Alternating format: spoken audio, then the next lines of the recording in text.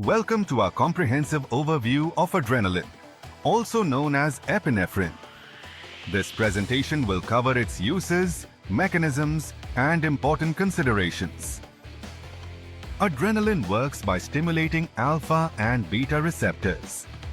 Alpha-1 receptors cause vasoconstriction, increasing blood pressure and reducing swelling. Beta-1 receptors increase heart rate and contractility, improving cardiac output. Beta-2 receptors cause bronchodilation, opening airways.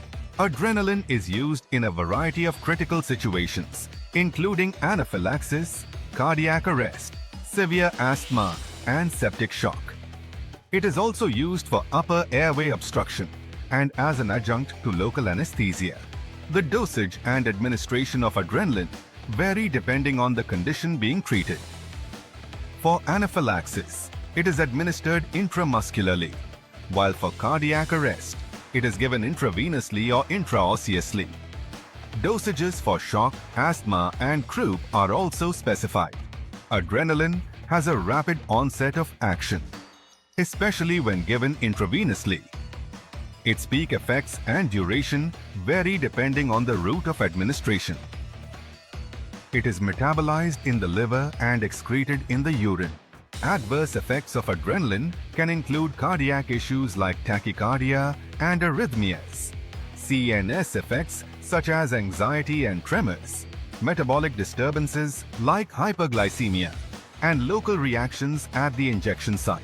Certain conditions like uncontrolled hypertension, severe cardiac disease, and hyperthyroidism are relative contraindications for adrenaline use.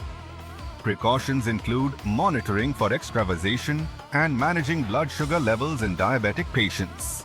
Adrenaline should be avoided in patients taking beta blockers, tricyclic antidepressants, MAO inhibitors, and digoxin due to potential severe interactions. Adrenaline should be stored at room temperature and protected from light, heat, and air exposure.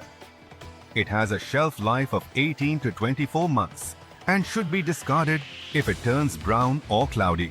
For anaphylaxis, the intramuscular route is preferred due to fast absorption.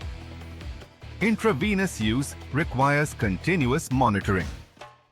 In cases of extravasation, phentolamine can prevent tissue necrosis.